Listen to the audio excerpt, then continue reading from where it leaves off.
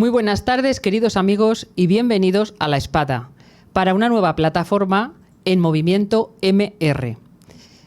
Hoy tenemos con nosotros un invitado, ya lo conocéis, Ángel González Moya. Buenas tardes. Muy buenas, encantada de tenerte aquí con nosotros.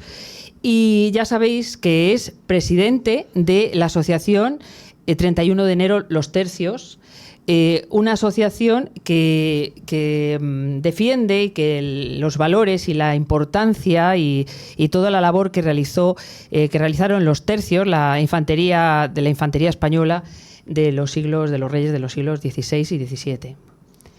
Y vamos a hablar de un tema para todos los que amáis la historia, como nosotros, y las glorias de España, como por ejemplo la batalla de Pavía, de la que se celebra el 500 aniversario en este año. Una gran victoria donde se derrotó a Francia, ¿no? Al rey de Francia, Francisco I por Carlos V, ¿no? Tenían una pugna esos dos reyes. Carlos no estaba allí porque Carlos tenía literalmente y textualmente cosas mejores que hacer, como dirigir un imperio enorme. Pero bueno, sí que es verdad que eso además Francisco se lo achacaba, porque ellos tenían una rivalidad que más allá del tema geopolítico era personal. Ellos tuvieron una relación muy dilatada, ¿no? Eran como...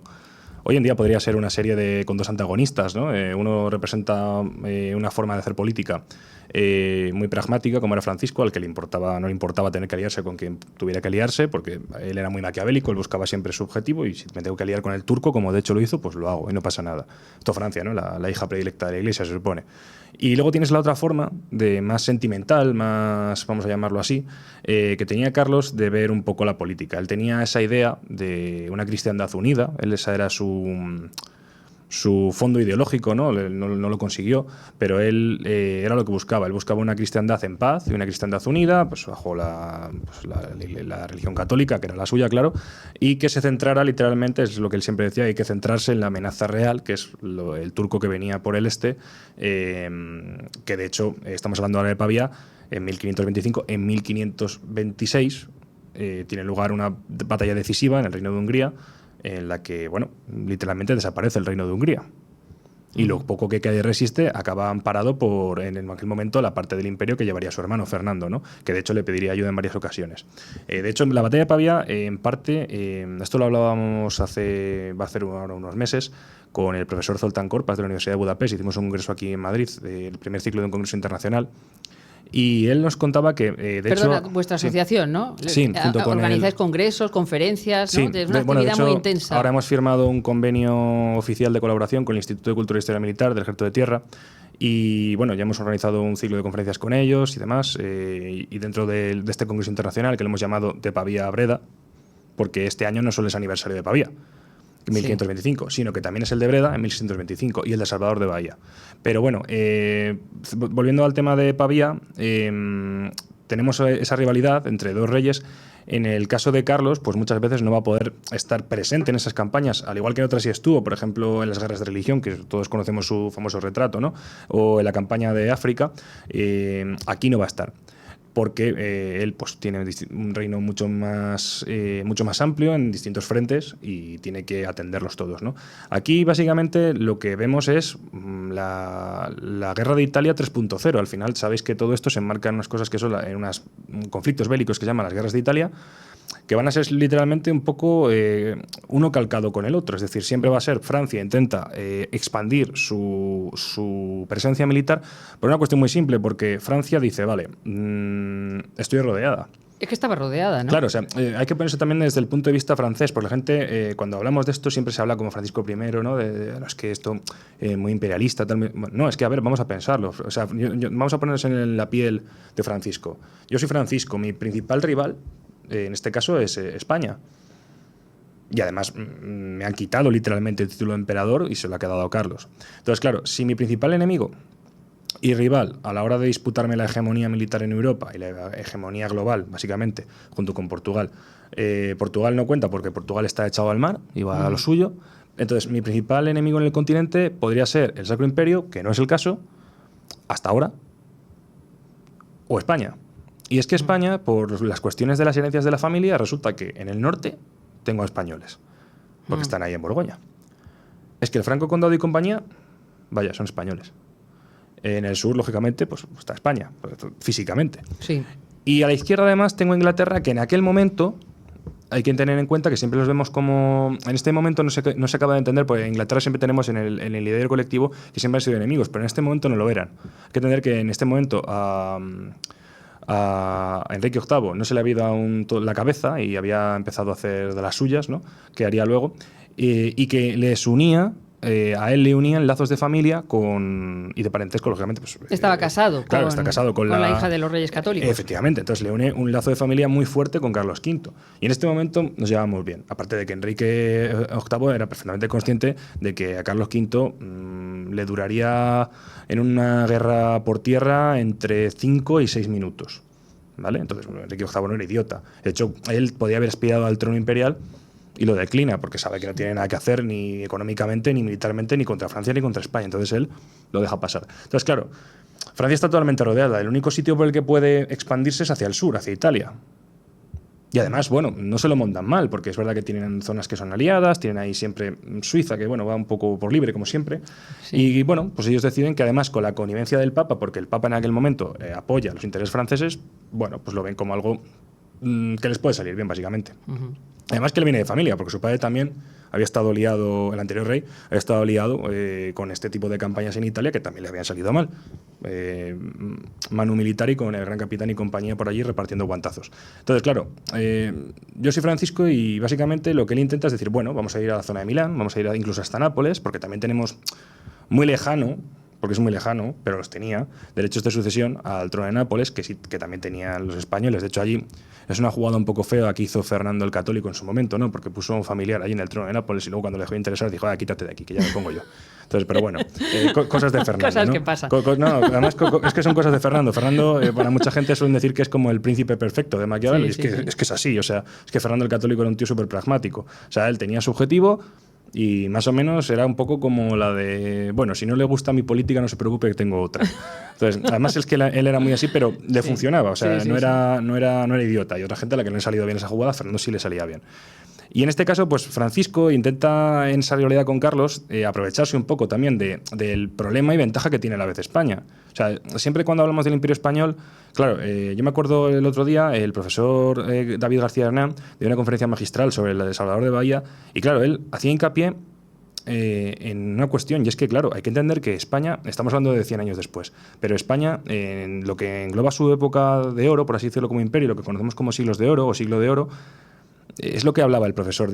Claro, estamos hablando de un imperio, de un estado que es capaz de poner una flota en Brasil, mientras tiene un ejército combatiendo en Flandes, otro ejército metido en Italia, otra flota metida en el Mediterráneo, con otro ejército embarcado, con otra flota que está haciendo las rutas de... O sea, es increíble. Y a la vez de eso tienes gente acuartelada en América, rutas distintas de exploración que sigues por allí, el galeón de Manila. O sea, estamos hablando de un imperio global en todo su esplendor, en todo lo que es su definición. Eso tiene ventajas, como que eres la primera potencia, y tiene inconvenientes, como que no puedes destinar todos tus recursos a una zona concreta. Porque claro, esto es lo que hablamos siempre, ¿no? Los imperios al final acaban cayendo un poco por eso. Y en el caso de España es que hablamos de una población muy pequeña, porque España tiene una demografía muy pequeña, en comparación con Francia y otros países. Seguíamos teniendo una demografía bastante reducida, sobre todo en la zona de Castilla, como siempre. Y claro, sumado a eso, tenemos que ver que no solo podemos centrarnos en Italia, sino que tenemos 1000 cosas que hacer. Claro. Y encima nuestros vecinos del sur tampoco son amigables, porque si por lo menos hubiéramos tenido una frontera directa en la que no hubiera que haber combatido, o una frontera cercana en la que no hubiera enemigos, pero es que no fue el caso de España. España siempre tuvo, tanto en el norte como en el sur, a las puertas a todos sus enemigos. Sí, sí. Porque arriba tienes a Francia, que siempre va a ser tu enemigo, y al sur tienes, en ese momento Marruecos no existía, pero tienes una serie de tribus y de microestados, por llamarlos así, ¿no? Aunque no son un estado moderno como tal, que te están mordiendo los tobillos. Sí. De ahí lo que también justifica las campañas en África. Entonces, claro, cuando Francisco entra en Italia, pues Carlos V literalmente tiene muchas cosas más que hacer. Frentes abiertos. Lo que pasa es que Carlos tiene una ventaja, que es que, como en el propio imperio, que tuvimos la suerte de contar con un ejército muy profesional, un ejército bastante eficaz para los pocos recursos que tenía, muchas veces ni siquiera se les podía pagar, pero los tercios fue al orden del día. Y tenemos comandantes que la verdad que demuestran ser unos verdaderos genios. En este caso, en Pavía, Claro, la plaza de Pavía va a quedar sitiada, ellos lo saben perfectamente, y se da una cuestión, que en la plaza de Pavía había un pequeño contingente español y luego mercenarios alemanes. Pero el ejército como tal, lo importante, no estaba allí, estaba al sur, porque lo que se preveía era que el ejército francés, que iba sobrado, que tenía muchísimas más tropas, dijera, bueno, cercamos Pavía y podemos enviar un contingente, porque aún tenemos fuerzas para hacerlo, hacia el sur, a amenazar Nápoles. Entonces, claro, ¿qué hacemos? Forzar a España a tener que abandonar todo el norte de Italia, toda la zona de Pavía, Milán, todo eso, abandonarlo. Entonces, claro, a lo que se enfrenta realmente en ese momento Leiva, que es el que está allí en Pavía con las tropas, es que, claro, él dice, bueno, mi única esperanza es que las tropas que están en el sur lleguen a tiempo, que no se acantonen en el sur.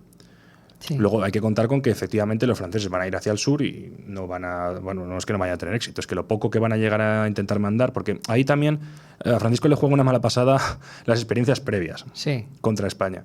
Porque en otros momentos yo estoy seguro de que él habría estado mucho más confiado y hubiera dicho, nada, para adelante. Pero no se fía. Entonces, ese impasse en el que se queda en Pavía decidiendo qué es lo que mando, qué es lo que no mando, da tiempo en el sur a armarse a los españoles y a decir, bueno, vamos a juntar al ejército imperial, porque en este caso, claro, hay que hablar de que estamos hablando de que estamos con Carlos V, Carlos I. Entonces, el ejército no es solo el español, sino que también hay un montón de contingentes, tudescos, alemanes, tal. O sea, el ejército imperial consigue rearmarse en ese impasse de tiempo que pierde, literalmente, Francisco I por esa indecisión. Lo que pasa es que, claro, Francisco se lo monta muy bien, en el sentido de que monta un sitio pues, un poco en plan Señor de los Anillos, o sea, con trincheras, hace varias rampas para colocar artillería, bombardear la ciudad, porque él lo que esperaba, con una superioridad artillera pues abrumadora, o sea, básicamente los españoles podíamos, no sé, pues, lo imagino al iba con un tirachinas, a ver si le doy el casco a alguno y le hago daño, porque claro, en comparación con la artillería francesa no tienen nada. Y Leiva lo que se le ocurre es decir, bueno, pues en vista de que las murallas van a aguantar entre media hora y 3 minutos, o sea, van a aguantar menos que un caramelo en el patio de un colegio, decide hacer una cosa que es bastante innovadora, que es decir, bueno, pues nos vamos de las murallas. Entonces todo el mundo se le queda mirando y dice, pero vamos a ver, o sea, ¿cómo vas a defender una ciudad si no defendemos las murallas? Pues muy fácil, nos atrincheramos en una segunda línea en las calles, atrincheramos las casas, si hace falta tiramos alguna, bloqueamos todas las calles y vamos creando ¿Eso fortines. hizo Leiva? Sí, o sea, entonces fíjate, lo que hizo Leiva fue utilizar las primeras casas y las murallas como parapeto. Entonces, bueno, dispara todo lo que quieras, si no estoy allí. ¿Vale? Si yo no estoy allí, nuestra resistencia va a ser dentro, va a ser intramuros. Eso también te genera una cosa, que ante un enemigo que es muy superior en número, no es lo mismo luchar pudiendo atacar un montón de sectores a la vez que teniendo que entrar por zonas muy concretas ya en la propia calle, en las propias calles de la ciudad de Pavía. ¿Tú podrías decir, Ángel, que el español, bueno, la guerra de guerrillas también se creó, es española, ¿no? Se inventó aquí, digamos, ¿no? Bueno, sí, no sabría decirte si española como tal, pero desde luego en toda la zona de lo que es la península ibérica, porque bueno, que le preguntan los romanos. Por eso, que ¿tú crees que existe, tú que sabes tantísimo de guerras y de batallas, el genio español en cuestiones de militares, de guerra? Yo más que una cuestión de genética, por así llamarlo, yo lo creo que es una cuestión de pragmatismo, o sea, de utilitarismo, ¿vale? Es decir, España tiene una cosa que nos ha ocurrido siempre, y es que somos muy pocos. O sea, si realmente tú te fijas cuando se han empezado a hacer la guerra de guerrillas y cuando aquí se ha desarrollado más, siempre ha sido en momentos en los que te superan en todo. O sea, claro. La invasión francesa, creo que fue la guerra la invasión francesa. La invasión, la guerra de independencia española o la invasión de Francia, es que es ese caso. Es decir, pero es que podemos remontarnos desde la desesperación. No, o sea, no desesperación, que te sino la agudiza el ingenio. Claro, pero ya no es la desesperación, sino la propia táctica, en ese sentido. Porque, por ejemplo, si vemos las guerras numantinas, pasa lo mismo. Es decir, Numancia, la región, tiene una población de 7.000 personas, a lo sumo contando perros, gatos, canarios y el pez que tienes en la pecera, y Roma es capaz de plantarte 30.000 tíos cada 3 años, si hace falta, o más. Entonces, claro, ante esa situación, pues claro, tú no puedes ir a lucharle de tú al otro porque no tienes nada que hacer. Entonces, intentas montártelo, ¿cómo? Pues jorobándole las líneas de suministros, intentando hacerle asaltos, desmoralizando al enemigo, que es lo que luego, en un contexto totalmente distinto, en la guerra de independencia también hace el pueblo español, el ejército español. Es decir, vale, no podemos con ellos porque son muchos más, están mejor equipados, tienen mejor armamento, son veteranos de guerra, saben cómo funciona esto. Entonces, en un campo abierto, en tú a tú, por el momento no vamos a poder. Sí, claro. claro. O igual sí, pero si podemos, como pasó luego en Bailén y en Cáceres, en Cuenca, tal, si podemos, tiene que ser porque además de la batalla vamos a estar tocándoles las narices. Sí, que eso es lo que hacían muchos ejércitos españoles. Decir, bueno, vamos a combatir contra ellos, probablemente sabemos que perderíamos, pero como sus trenes de bagaje, sus refuerzos, su munición, se lo estamos continuamente machacando, el enemigo llega ya desmoralizado y a veces mal equipado. No porque no tengan el equipo, sino porque se lo hemos jodido. Claro. Entonces, aquí en este momento Leiva no es que pueda hacer eso, porque no puede, ¿vale? Sí que van a intentar en algún momento pues, hacer pequeños asaltos por la noche, tal, para intentar informarse sobre todo de lo que hay ahí fuera, para conocer un poco dónde está el enemigo, por dónde pueden intuir que va a atacar. Espionaje.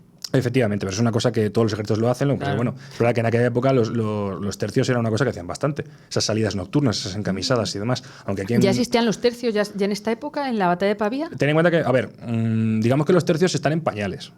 ¿Vale? Porque las ordenanzas son en 1520, estamos en 1525. Entonces, ¿existen como tal? Sí, pero están en pañales. Estamos todavía en ello. No se ha... Pero ojo, sí que existen, están. Estaban. Y son unidades que ya son veteranas de un montón de campañas y que por lo tanto son perfectamente capaces de llevar las operaciones. Muy bien. Ahora, es verdad que, como digo yo, es una cosa que estaba muy en pañales. Lo que pasa es que los tercios muchas veces, por eso es el problema de... Claro, eso es un debate que tenemos siempre en la asociación. ¿Dónde nacen? Pues claro, de jure, ¿qué diríamos, no? Nacen cuando se aprueban las ordenanzas, que es cuando hay una regulación que dice que, bueno, esto se va a llamar así y va a tener estos soldados y se va a regir de esta manera. Pero de facto, claro, es que la táctica que ellos utilizan, esa combinación de armas, ese establecimiento en cuadro, vamos a hacer estas tácticas, eso ya viene de antes, ¿no? No se puede decir que existe un tercio, pero sí se puede decir que existe un prototercio, ¿no? O sea, lo que va a hacer que luego acabe germeando en los tercios. Porque claro, esto no es que a Carlos V un día está, yo qué sé, está aquí en Segovia o donde sea y se levanta un día así con 2 copas de vino de más y dice, voy a crear los tercios. Hombre, no. No creo que fuera alcohólico Carlos V. No, bueno, pero da igual, para que todo el mundo bebía vino. Yo bebo vino. Entonces, no, claro, o sea, esto no es una cosa. La gente muchas veces que tendemos a pensar en el momento justo de cuando ya se institucionaliza o se regula algo por ley. Es un proceso, claro, todo pero es un proceso más largo. pero ya podemos decir que ya estaban los tercios, aunque fuera en una forma incipiente, ¿no? Efectivamente. Y bueno, pues el caso es que al final, pues Francisco va a lanzar ese asalto a Pavía, le va a salir mal, porque no se esperan el tipo de defensa que habían organizado los españoles, se esperaban un tipo de defensa convencional. Factor sorpresa. Sí, pero son distintos factores. Primero, la incomodidad de tener que luchar en calles. Sí. Porque claro, y esto en la guerra sigue pasando igual, no es lo mismo estar en una trinchera contra la de enfrente, que en la que tú ves al enemigo, y más o menos intuyes por dónde va a estar el enemigo, aunque luego hay 1000 factores, pero más o menos tú intuyes dónde van a estar, en un frente abierto, en el campo, que en una ciudad. Entonces, tú imagínate, una ciudad de cualquier ventana, cualquier callejón, cualquier huequecito de un tal, pues te pueden disparar, te pueden atacar. Te metes en una casa que no debes, a lo mejor hay 4, te han acuchillado. Entonces es mucho más complicado y mucho más estrecho, cosa que a ti te influye en que pierdas el número. Y luego también estamos hablando de Leiva como si no hubiera tenido problemas el pobre, y tuvo un problema muy gordo, que fue el tema de la insubordinación. Porque los españoles no. Los españoles les daba igual no cobrar. Dice, bueno, nosotros estamos aquí, nosotros no cobramos, no pasa nada. Anda, no cobraban. Pero ¿cómo les vas a pagar? Ahí sitiados. ¡Ay, Dios! ¿Y cómo les vas a dar de comer? ¿Y de cómo se...? De lo que había y mal y poco. Pero los que sí que se estaban amenazando con amotinarse eran los alemanes, que estaban allí, que eran mercenarios, porque ellos no eran soldados, eran mercenarios. Entonces, a un mercenario lo pagas. Entonces los tíos estaban cabreados de, bueno, macho, es que llevamos aquí ya 3 meses sin cobrar. Y le va diciendo, ¿y qué hago? ¿Lo pinto? ¿No? Sí. Entonces, no, al final Leiva lo que hace es decir, bueno, mira... Y una cosa, Ángel, ¿para qué querían las soldadas si estaban sitiados? O sea, ¿qué iban a hacer? ¿Cómo se le van a gastar? Hombre, yo en parte lo entiendo, ¿no? Digo, bueno, si por lo menos ya que voy a... O sea, ya me va a costar salir vivo de aquí, pero si por lo menos hago vivo de aquí, quiero salir con dinero, ¿no? O sea, yo los entiendo, ¿no? Ya que me muero, pues me muero con las botas puestas. No lo veo yo, porque bueno... No. Muy práctico no es, desde luego. Muy práctico, pero espérate a acabar y cuando acabemos, pues... Los lansquenetes se quieren así. También hay mucha leyenda con ellos de que eran soldados, bueno, sí, eran soldados muy tal si les pagabas. Y luego había que verlo, ¿no? Ojo, eran eficaces, pero hay que pagarles. Son mercenarios, no son soldados profesionales. Y no están ahí por una convicción ideológica, están por una convicción monetaria. Que es una cosa muy distinta a otro tipo de cuestiones, ¿no? También hay que entender que en aquella época, por ejemplo, sobre todo en la parte de Castilla y demás, hoy en día es una cosa que se ignora mucho, pero yo muchas veces lo hemos hablado en la asociación y incluso en debates en los que yo no participo, no tengo tantísimo nivel. pero sí que se habla un poco del sentimiento, de la, ¿cómo diría yo?, de la filosofía, ¿no?, que tenían en aquel momento en esa sociedad, en la que, claro, el tema del honor en esas cuestiones, es que te quedarán con la coletilla de cobarde.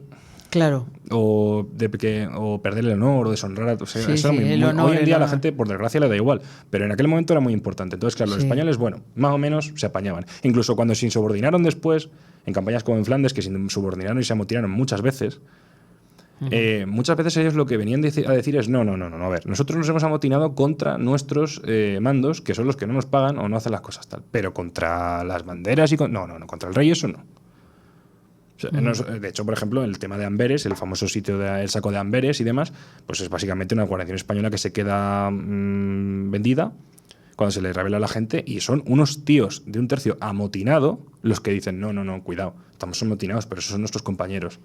Entonces salen allí, cogen las armas y van a luchar. Sí, sí. Incluso estando amotinados, ¿eh? Y además lo dicen a los capitanes, bueno, vamos a seguir sus órdenes porque vamos a salvar a los compañeros, pero luego seguimos amotinados, ¿eh? O sea, es un poco como cuando te enfadas con la mujer, ¿sabes? O con la novia, ¿no? Bueno, vamos a hacer esto, pero sigo enfadada, ¿eh? O sea, pues esto es igual. Tal cual. Sí, pues básicamente Leiva, pues claro, él se ve en esa situación y dice, ¿y qué hago yo ahora? Entonces corta por lo sano, dice, el único sitio de que puedo sacar dinero aquí ahora mismo son las iglesias. Entonces llega a las iglesias y dice a los curas básicamente, mira, tengo que coger lo que haya porque si no, nos quedamos sin soldados. Y bueno, ahí hay un revuelo de narices, pues claro, los curas de ¿de qué vais? Y lo estoy diciendo, pues es lo que hay, lo siento, macho. O sea, la iglesia fueron los curas los que pagaron a los mercenarios alemanes. No, los curas no querían. Fueron los españoles que entraron a las iglesias, cogieron las cosas y pagaron a los mercenarios. Bueno. Entonces, bueno, sitio cosas, y robo a la vez, todo en uno. Cosas de la guerra. O sea, pero bueno, al final Leiva, en ese sentido, fue resolutivo. Él, como comandante militar, tiene que pensar en lo que es más importante. Porque, sí, hizo muy bien. Me alegro por. Bueno, le alabo el gusto a Leiva. Una cruz se puede, al final una cruz se puede rehacer, es decir, no pasa nada. Ya. Si hay que quitar esta, pondremos otra, y si hace falta más grande. Pero él es pragmático, él dice, es que es esto o morimos todos. Sí. Entonces, y eran todos católicos, ¿eh? Porque en esa época eran todos, en aquel católicos. momento sí. Entonces, claro, pero lo que entiende Leiva es que dice, ¿y qué le vamos a hacer? Es que no hay claro. Otra. Porque si se van estos tíos ya sí que somos 4 y el de la guitarra. Entonces no hay manera de defender esto. Entonces, bueno, sí que es verdad que entre esos asaltos que se fallan, esa indecisión del ejército francés y sobre todo del rey, al final acaba haciendo que el ejército español, que está en el sur, imperial más bien, porque es un pupurrí de todo en aquel momento, pues llega a Pavía y bueno, pues se encuentra con el obstáculo natural, porque los franceses tampoco eran tontos, ellos montan un campamento bastante bien, a un lado del río, bien cubiertos, con el cuartel general que ellos tienen en un pueblecito cerca de Pavía, o sea, los tíos lo tienen bien montado. Lo que pasa es que, claro, los españoles se ven en una situación en la que las fuerzas son más o menos iguales. Entre los sitiados de Pavía y los que están fuera, contra el ejército francés es más o menos lo mismo. Con la ventaja de que los franceses ya habían enviado un contingente muy pequeño fuera. Entonces los españoles dicen, ahora es el momento de atacar. Pero claro, ellos lo que intentan es decir, tenemos que tener un ataque coordinado. Esto tiene que ser un ataque nuestro desde fuera y a la vez un ataque desde dentro para crear el caos, que no sepan por dónde vamos y qué estamos haciendo. Entonces eso requiere pues una serie de bueno, no sé cómo llamarlo, ¿no? De actos casi suicidas, vamos a decirlo, ¿no? De los sitiados de dentro para contactar con los de fuera e intentar coordinarse, y al final lo consiguen. Entonces, o sea, que los de dentro salieron, no que los de fuera no es que entraron. salieran, sino que consiguieron mediante pues señales de humo. Hubo gente que sí que salió, pero no claro, es un grupo. alguno salió de allí. Claro, pero no es un grupo, estamos hablando de uno en uno, claro, o sea, por la noche disfrazados. Sí, por el río, tal, como se pudiera, como, ¿no? Pero al final el caso es que consiguen más o menos coordinarse. Sí. Y fijaron una fecha y más o menos un momento para el ataque. Y una señal. Entonces, cuando las tropas que están fuera cruzan el río, lo que dicen es, bueno, vamos a intentar crear una cabeza de puente, literalmente en plan desembarco en Normandía, es decir, vamos a hacer una cabeza de puente por aquí en el río, atacamos en vez de, si ahora mismo no tendríamos un mapa, pero bueno, poniendo que tu vaso fuera de la ciudad de Pavía, vamos a poner que los franceses están aquí. Y por aquí pasa el río. Los españoles están aquí. Entonces, cuando están al norte, ese pueblecito, ahí está el cuartel general, se supone, del ejército francés, donde estaban los nobles. Y se supone que los mejores soldados, por tanto, del ejército francés. Entonces los españoles dicen, bueno, vamos a atacar por allí primero, creamos el caos. Descabezarlo. Claro, creamos el caos o quitamos a sus mejores soldados y Pues bueno, vamos viéndolo. Lo que pasa es que ellos se equivocan, porque el cuartel general no estaba en ese pueblecito, sino que estaba en una villa un poquito más al sur. Entonces, eso es lo que provoca al final que haya una batalla campal en toda regla. Porque esos primeros soldados españoles que cruzan, ese contingente de 500, pues, se supone, esto al final son cifras muy orientativas, ¿no? Esos 500, de hecho, además de esto dio una conferencia el teniente general César Muro, también en el ciclo de conferencias que impartimos este año en Instituto de Cultura e Historia Militar en enero, y estuvo muy bien, porque él hablaba de la disposición táctica de esta batalla. De hecho, esto lo pudiera haber contado él mucho mejor que yo. No, pero tú lo estás contando muy bien, madre mía. Nunca ha contado así, nunca ha contado así. Yo nunca lo he oído así, contado, una batalla con todos esos detalles. Bueno, yo en este sentido pues me sirve mucho al final el estar presente también en todas las actividades que hacemos en la asociación y tener esos profesionales en la asociación. De hecho, bueno, nuestro nuevo director de académico es Enrique Martínez Ruiz, eso lo podemos anunciar ya. Entonces, claro, estamos hablando de pues la primerísima línea de lo que es la historia, porque Enrique Martínez Ruiz, bueno, pues no tengo mucho que decir de él, ¿no? Principal escritor sobre la Edad Moderna en España, libros sobre Felipe II, sobre Isabel Clara Eugenia, bueno, catedrático emérito de la Universidad Complutense y, bueno, primeras espadas en la historia moderna, no en España, sino en toda Europa. O sea, lo recomiendas, ¿no? A nuestros oyentes que les guste la historia, sí, bueno, que compren sus libros, que ahí van a disfrutar. Enrique Martínez Ruiz es, por así decirlo, si quieres estudiar historia moderna, pues el nombre que, o sea, no sé, hace un equivalente, pues si tú piensas en, yo qué sé, pues en pilotos, pues dices Fernando Alonso, pues Enrique Martínez Ruiz para historia moderna. Y bueno, pues tenemos la suerte de que ahora pues es el director académico de nuestra asociación. Entonces, pues no es que yo lo cuente bien, sino que tengo buenos maestros. Ya, no, pero la tuya es una asociación potente, ¿eh? Tengo esa sensación. Yo he entrado en la página web, he visto, hasta me dan ganas de hacerme socia de, bueno, pues, de 31 de enero. Yo animo a todo el mundo a hacerse piquero, porque es verdad que nosotros no recibimos ningún dinero público. Nosotros nos financiamos solo por patrocinadores privados de gente que nos apoya a poner sus empresas o empresas directamente, y de las cuotas de nuestros socios, que son 10 euros al año. Entonces, ¡ay, qué maravilla! Por 10 euritos nos podemos hacer todos, de 31 de enero los tercios. Animaos, chicos.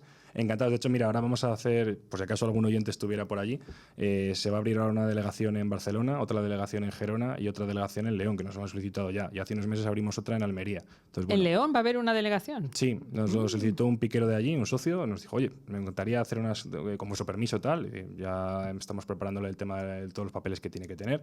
Y pues por supuesto nuestro total apoyo a todo lo que se haga, porque al final nosotros somos una asociación sin ánimo de lucro, no cobramos ninguno, esto lo hacemos todo por amor al arte. Sí. Y pues verdad que supone un volumen de trabajo que yo lo hablaba de hecho el otro día con Coadonga, que es nuestra secretaria primera, y con Víctor, que es nuestro secretario segundo, que llega un momento en el que tenemos un volumen de trabajo que es impresionante, es que parece literalmente pues nuestro primer trabajo, o sea, porque al final no sé si tenemos el tema del monumento, tenemos los congresos, o sea, ahora mismo tenemos una lista de actividades. Bueno, pero vamos a volver. Luego al final hablamos de algo muy interesante que está volviendo a esto. Vamos a volver a la batalla, que hemos dejado. Los hemos dejado todos los hemos dejado en el río allí pegando tiros. Entonces, no, pues básicamente, este pueblecito que está al norte, los españoles llegan e inician un combate, pero básicamente pues los franceses reaccionan más rápido de lo que se espera. Entonces, ahí hay un combate en el que, de hecho, los españoles van a empezar a tener que replegar porque se ven muy superados en número, pero por otro punto, las otras tropas españolas sí que consiguen penetrar en la línea francesa. Entonces, básicamente se crea pues, un verdadero desorden, porque al final no hay... Claro, estamos pensando que estamos en el amanecer, pero cuando empieza la batalla es de noche, es noche cerrada. Entonces, no se sabe exactamente dónde está cada unidad. No se sabe más o menos cómo está maniobrando el ejército. Nadie sabe realmente si lo que está en el otro flanco, cómo está aconteciendo. Es decir, ¿estamos ganando? ¿Estamos perdiendo? No sé, pues un poco a ojo, ¿no? Sí, y más o menos como tú caos. Como más o menos puedes. Lo que pasa es que sí que es cierto que hay un momento crucial de la batalla en la que un grupo de arcabuceros españoles se mete por un bosque que hay en el flanco derecho de los franceses y básicamente se embosca allí. Y cuando varios contingentes de caballería pesada francesa, que es su élite, pues llegan a la zona y se enfrentan con esos arcabuceros que están más o menos bien acantonados y que les están más o menos esperando, pues en ese fuego cruzado que hacen los arcabuceros españoles y esos soldados que están por allí metidos, consiguen dañar muy gravemente a los mejores soldados de Francia. Esos cuerpos de élite, ¿no?, de caballería, pues se acaban muy dañados. Tanto es así que en medio de ese fragor de la batalla, pues resulta que van a conseguir herir al rey, a Francisco I, porque podemos decir muchas cosas de él, pero el tío tenía narices. O sea, el tío no le... él estaba ahí al pie del cañón. No, a él no le importó nada coger, subirse a su caballo con su guardia de honor y decir, venga, pa'lante. O sea, no, el tío, para ese sentido, muchas veces en la historia, incluso en la propia serie de Carlos que se hizo y demás, pues le ponen a veces como un poco moñas, que a veces sí lo era, ¿eh? Pero si, al igual que en política ellos eran moñas, porque es verdad que no le salió prácticamente nada bien, por no decir nada, el tío sí que tenía valor como persona, es decir, él no le, ya digo, o sea, no le importó subirse a caballo y introducirse allí en la batalla, y de hecho acaba herido, y con la mayoría de su guardia muerta. Entonces, él acaba intentando refugiarse en una especie de... Bueno, algunos dicen que es una granja, otros que es un granero, tal. Bueno, como fuere, ¿no? Un edificio X, llamémoslo X. Y él acaba allí. Y resulta que varios soldados españoles, pues según cuentan, que esto, claro, esto ya es un poco también, depende de cómo nos lo creemos, ¿no? Llegan allí y, claro, cuando le ven allí por los distintos collares de las órdenes que lleva, tal, la armadura, pues bueno, ellos... lo normal era que cuando tú capturabas a alguien importante... tú eras su custodio, es decir, ese prisionero se pagaba un rescate, pero el rescate era para ti. Sí. Que el rey luego hiciera lo que quiera con él, pero si se paga un rescate, el rescate es tuyo porque lo has capturado tú. Sí. Y tú tienes derecho sobre eso, ¿no? Por lo menos sobre parte de. Entonces, claro, los españoles que llegan allí se quedan como de, pero... ¿y este tío? Y yo me imagino, además, me hace mucha gracia, de hecho yo lo cuento así en los colegios y demás, si alguno ha visto la película esta de Asterix y Obelix contra el César, cuando coge Obelix la moneda y se queda así mirando y dice, tú ponte de perfil. Y, pues yo me lo imagino más o menos igual, diciendo, el tío me saca la moneda... Joder, si es el rey de Francia. Claro. Porque claro, es que los tíos literalmente al principio no saben quién es. Saben que es un noble, que es importante por el tipo de armadura que lleva, lo bien engalanado que está. Sí, joyas, llevaría joyas, seguro que lleva perlas o... No, y no hace falta que lleve joyas, solo por la propia armadura tú lo puedes saber, claro. No me voy a llevar una coraza pues, normal o medio oxidada o ni siquiera coraza. A ver, un tío que para empezar tiene un caballo, va para montar. Va con una armadura pavonada, bonita, no sé qué, con sus... Este no sé dónde es, pero dinero no le falta. O sea, algún pez gordo hemos pillado. Sí. Y ellos luego se dan cuenta de que efectivamente es el rey de Francia. Entonces, bueno, claro, eso fue como un golpe brutal a la moral francesa. De hecho, pues Francia en ese momento entra un poco en colapso, en el sentido de decir, bueno, ¿y qué hacemos ahora? Porque es que no solo en esa batalla no solo pierden al rey que es capturado, sino que la mayoría de la nobleza francesa, que son la élite gubernamental y intelectual incluso del país, es que acaba allí, la gran mayoría. O sea, muchísimos de ellos mueren allí. Ya. Qué barbaridad. O son capturados. Entonces, claro, es que Francia literalmente se queda totalmente descabezada, sin saber muy bien qué hacer. La que de hecho se va a hacer un poco cargo del tema es la madre de Francisco, que es la que luego va a negociar con Carlos apelando a su buena fe de, oye, porque ella piensa que se lo va a cargar. Ya. Pero Carlos no tenía esa intención, que ese fue quizá el gran error que él tuvo. Carlos estaba literalmente hasta las narices de guerra. Sí. Y no quería saber nada más. De hecho, él se lo trae aquí a Madrid y... Estuvo en Madrid, ¿verdad? Estuvo en Madrid. Sí, en la Torre de los Lujanes, donde nosotros organizamos nuestro día grande, el 31 de enero, en la Torre de los Lujanes, en la Plaza de la Villa. Allí estuvo metido Francisco I. Anda, mira. Entonces, claro, Carlos lo que quería era hablar con él, y de hecho va a haber varias entrevistas entre él y Francisco. De hecho, Francisco va a enfermar por una cuestión de fiebres y demás, y Carlos va a ir a verle. Entonces, van a tener allí cierta correspondencia y varias citas en las que van a estar juntos, en las que Carlos lo que le viene a decir a Francisco es, mira, cédeme los derechos sobre el milanesado y sobre tal, porque esto es mío, sin más. Además te lo he ganado por las armas, aparte de que tengo legitimidad política, te lo he ganado por las armas, pero vamos a intentar básicamente llevarnos bien, que es lo que le dice. Y de hecho le ofrece incluso ciertos pactos de familia. Bueno, vamos a tal cual...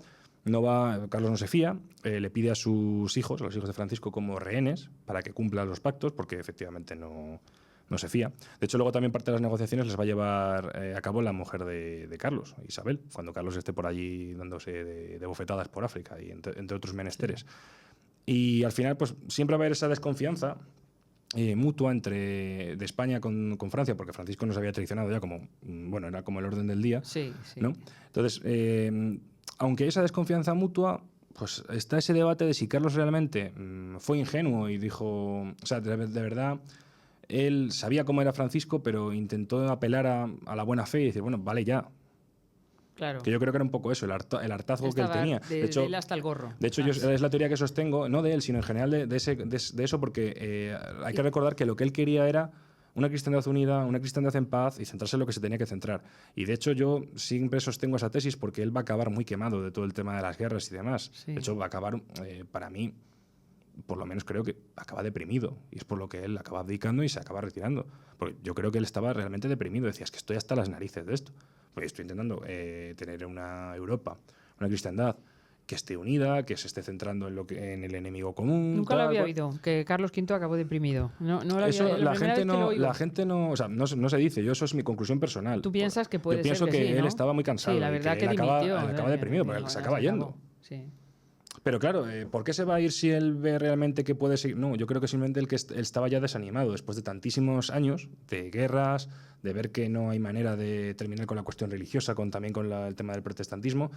Ni siquiera dando esa serie de legislaciones que permitían un poco la libertad religiosa entre unos y otros, ¿no? Ese uso también, porque al final, yo lo siento si hay algún luterano que me está escuchando, pero al final lo que se hizo con eso fue un movimiento político que aprovechó unas reivindicaciones más o menos justas de Lutero, porque en parte, yo lo digo claro, en parte llevaba razón. Hay ciertas cosas que se hacían que no tenían ningún sentido para lo que es la Iglesia. Pero claro, al final lo que se hace, como siempre, es aprovechar eso para una cuestión política que no tiene nada que ver. Que es aprovechar esas reivindicaciones que hacía parte, en ese caso, de la Iglesia alemana, para intentar que ciertos nobles del imperio allí y ciertas personas con poder pues se hicieran, vamos a decirlo así, con una autonomía mayor o incluso total independencia y se hicieran básicamente los dueños del cotarro, ¿no? Entonces, claro, al final eso a Carlos pues yo creo que es lo que más le afectó personalmente, porque claro, iba totalmente en contra de lo que es el legado que él quería para Europa. Sí. Yo creo que eso realmente es lo que hace que luego al final sea uno de los motivos cuando, después de las guerras de religión, del Concilio de Trento, la reforma, la contrarreforma, etcétera, etcétera, etcétera, yo creo que es lo que a él básicamente más le pesa en su vida, decir, no, esto no es con lo que yo hubiera querido para Europa y para la cristiandad. Y yo creo que es en parte lo que le obliga a irse. Pero bueno, el tema de Pavía, pues para España supone el fin de las pretensiones durante bastante tiempo, no para siempre, pero sí durante bastante tiempo, de Francia para con lo que es Nápoles, desde luego, y para lo que es el norte de Italia, si bien va a haber luego enfrentamientos posteriores, la guerra está prácticamente decidida. Es decir, no... Sí. Pocos años después, de hecho, ya sabéis que Milán acaba siendo luego parte de la corona de España. Y el milanizado, de hecho, va a ser el principal cuartel desde el que van a partir los tercios hacia Flandes luego. Sabéis que llegan a Nápoles, pero donde se paraba en Italia, la última parada en Italia más o menos, por así llamarla, era la zona de Milán. Desde la que luego se iba rodeando Francia, etcétera, etcétera, y se llegaba a Flandes. Entonces, tiene una importancia... sobre todo a posteriori, ¿no? De lo que, sin saberlo ellos realmente lo que estaban haciendo, ¿no? Porque no se sabía lo que iba a pasar luego. Pero sí que tiene esa importancia porque pone fin, por así decirlo, por lo menos a una escala como la que se había visto hasta entonces, a esa serie de conflictos de Italia en los que se había estado discutiendo la soberanía y la hegemonía de España o de Francia en el sur de Italia sobre todo, porque en el norte sí que es verdad que se va a seguir habiendo palos, pero en el sur, lo que es la zona de Nápoles, va a ser la última gran tentativa de conquista por parte de Francia. No va a acabar ahí la rivalidad de Francisco y de Carlos, por supuesto. Francisco, según llegue a Francia, se va a pasar por las narices todo lo que firme y promete y va a seguir tocando las narices. De hecho, los infantes de sus hijos se quedan aquí en España y, bueno, pues básicamente los dejan un poquito abandonados. De hecho, lo pasan mal, lo pasan mal. Y es la propia reina Isabel, la emperatriz, la que insta a los franceses a decir, jolín, es que esto no puede ser, ¿no? Es decir, tienes aquí a los niños, tal. Entonces al final se acaba pactando su devolución, por supuesto pagando. Claro, a cambio de una buena suma. Claro. O sea, Isabel tampoco era tonta, tampoco lo dejó, claro, les dejó irse gratis, pero al final eso que quedó ahí de todo lo que fue el resultado directo de la batalla de Pavía se acaba solventando años después. Pero bueno, no va a poner ni mucho menos fin a la rivalidad de Francia con España, sí, ni de Francisco. Sí. De hecho, Francisco va a seguir así hasta el de que se muera. O sea, no va a cambiar de política. Lo que pasa es que nunca le salió bien. Porque todas las veces que lo intentó, pues no le fue bien al pobre. Pero bueno, básicamente es un poco el resumen que podemos hacer de lo que fue Pavía. Consagra a Leiva como uno de los grandes militares españoles, que muchas veces lo tenemos muy olvidado, pero es verdad que él te diría que en la guerra moderna es el primero que utiliza una ciudad de aquella forma. Yo no conozco ningún otro caso en la edad moderna, no estoy hablando en general, Sí. en la que se hubiera utilizado antes esa estrategia tan de guerra urbana, que es muy parecida a una guerra urbana moderna, y consagra un poco también, efectivamente, el papel de España como nueva potencia hegemónica. Hasta entonces, incluso, aunque Francia había perdido guerras previas, pero hasta entonces Francia seguía teniendo esa aura de potencia primera, ¿no? De primera potencia en la cristiandad. A partir de Pavía, no. Ya. Porque ya se ha demostrado que en campo abierto, contra un ejército más o menos igual, y contra la florinata del ejército francés, el ejército español, o imperial en este caso, se impone. Sí. Entonces, básicamente, sobre todo además con la captura del rey, que eso, claro, fue súper sonado. Claro, Porque eso en fue aquella increíble. época eso Verle era- pasear por Madrid a Felipe, a No, ojo, Francisco aquí le trataron bien, ¿eh? Aquí cuando llega, Sí, de pero- hecho, pero cuando él sí, llega a sí, España... claro que le trataron bien, No, no, sí, pero cuando sí. él llega a España la gente incluso le aplaude y demás, porque es como que es una persona importante, ¿no? Claro. Para él es una vergüenza, porque joder, me han capturado, ¿no? Sí, Pero sí, la gente sí. no lo trató mal en ese sentido. Lo que pasa es que, claro, lo que está demostrando en ese momento una derrota tan humillante para Francia, ya no es una cuestión geoestratégica ni geopolítica, porque luego realmente, pues Carlos tampoco, como tampoco era su objetivo, él tampoco buscaba una guerra total contra Francia y la destrucción del otro, pues es verdad que podría haber tenido más implicaciones militares y de territorio, pero no las tuvo. Pero sí, donde realmente tiene esa relevancia esta batalla es que pone fin a una época y empieza otra. Sí, es verdad que ya estaba muy de capa caída todo ese tema de Francia como potencia, la caballería, tal, ya venía muy de capa caída, pero es que en Pavía es cuando ya se determina que hay una potencia que ha dejado de ser la primera y hay otra que la sustituye totalmente. Claro que sí. Porque no solo es que te derrote, es que te derrota totalmente. Es que Sí, se acaba de cepillar a tus mejores nobles, a tu gente más importante, y no solo eso, sino que te hemos quitado el territorio. Ah, y por cierto, te hemos capturado al rey. Sí, y algo que viene también de ese hecho histórico, glorioso de España, que es algo gastronómico, que es unir la gastronomía española con la historia, que son los soldaditos de Pavía. El bacalao rebozado, que nos gusta tanto aquí en España. Y cuéntanos, Ángel, algo de la asociación, algún evento fantástico que tenéis ya programado. ¿Qué nos puedes Pues decir? mira, el otro día además tuvimos la reunión con nuestros principales patrocinadores. Nuestro principal patrocinador ahora mismo es Tritoma SL. Para el que no lo conozca, es una empresa que se dedica a la gestión cultural en la ciudad de Madrid, sobre todo, en toda España, pero aquí sobre todo, y que nos apoyan muchísimo. Desde aquí les mando un saludo. Y empezamos a preparar distintas actividades. Una de ellas, bueno, la más cercana es una colaboración que estamos haciendo ahora mismo con el Ejército de Tierra para sus premios, que son de hecho la semana que viene, el día 19, es la gala de los premios Ejército, en la que, bueno, La gala de los premios Ejército. Eso es, pues uno de los jurados es nuestro director de académico, que es Enrique Martínez Ruiz, ha sido jurado, entonces estamos metidos un poco por activa o por pasiva, somos Sí, un poco sí, como sí, los espías sí, de sí. Felipe II. Sí, sí. Y bueno, se nos ha pedido este año que colaboremos para la actividad que se quiera hacer. La temática es conocida por todos, que es el tema de, lógicamente, de estos aniversarios, ¿no? De estas efemérides. Y bueno, se ha preparado un número del que no puedo hablar, so pena de, supongo, muerte, así que no puedo decir nada. Pero sí que la asociación va a estar allí presente y en parte de ese espectáculo de la gala que se va a hacer, pues bueno, la asociación va a tener bastante que decir. Muy bien. Entonces, bueno, eso es, por así decirlo, lo más Estupendo. cercano que tenemos. Luego, pues seguimos trabajando con el tema de lo del monumento a los tercios. Yo sé que hay muchísima expectación sobre ello porque ya la campaña de recaudación acabó hace años y eso. Pero bueno, al final solo puedo pedir paciencia. La idea es que se haga este año porque aquí entran muchísimas cuestiones, pues tanto administrativas, porque hay que negociarlo con el ayuntamiento, y una cuestión que muchas veces se olvida, pero es muy importante, que es la cuestión técnica. Es decir, nosotros ahora, de hecho, en breve queremos mandar una carta a la Fundación Ferrer Dalmau, que es un poco la que, dentro de todos los que empezamos con este proyecto y estábamos ahí trabajando, pues bueno, la fundación es a la que se ha estado usando un poco como plataforma, ¿no? Para hacer esos pagos, ¿no? y de gestión. Entonces, bueno, pues queremos ver si podemos tener una reunión ahora en breve, porque, bueno, pues sé que el monumento pesa mucho, es decir, hay que tener en cuenta que el monumento son 4 figuras de 4 metros, ¿vale? más un pedestal. Entonces, eso estamos ahí, que son de bronce macizas. Pero ya se está haciendo. No, el monumento ya está hecho. Ya está hecho. ¿Y dónde falta ponerlo?